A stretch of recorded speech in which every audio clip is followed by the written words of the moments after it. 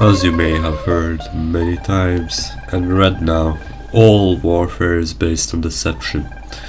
The earliest examples coming from the widely known Trojan horse, to more modern ones bordering psychological warfare.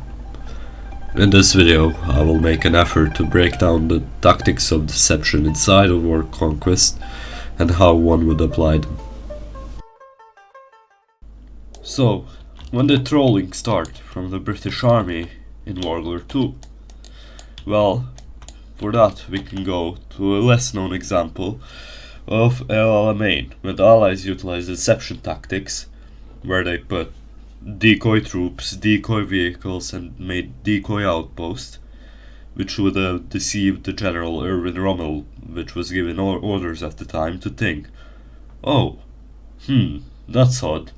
The Allies might be ideal to attack now. They're out in the open. And so he did attack them. But that led him to his biggest loss in El Alamein and in the battle for Egypt in general, which they did lose, which was a complete ambush of their position from camouflaged British troops located in hillsides at the time of the attack, between the outposts, ambushing the German troops, which came to the site, completely confused how no one was moving. And when the general got word, it's little to say he was shocked. The deceivement was in general a huge success, and it allowed for a giant push out of the Italians out of El Alamein.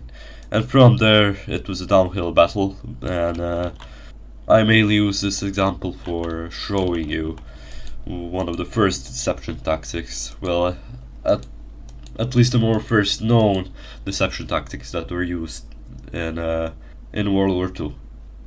So, now to illustrate what I have just said.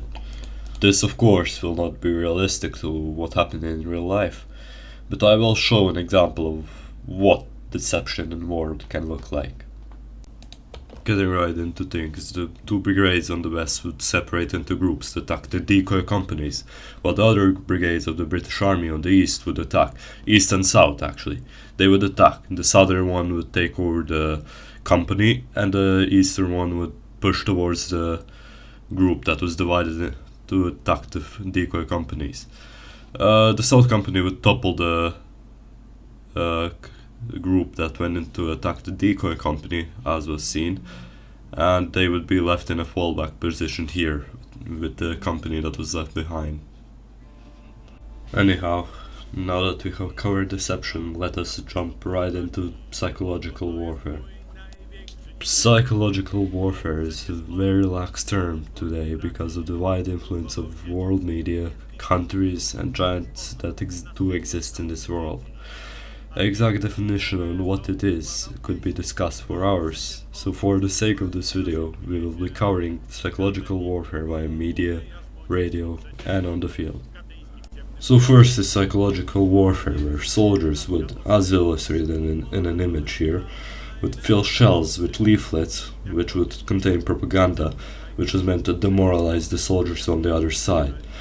This here can be utilized in VC if you're playing against an NPC or a civilized player who will accept that some of the leaflets you do bombard them with, in the case that you do not have your planes knocked down, would affect their morale.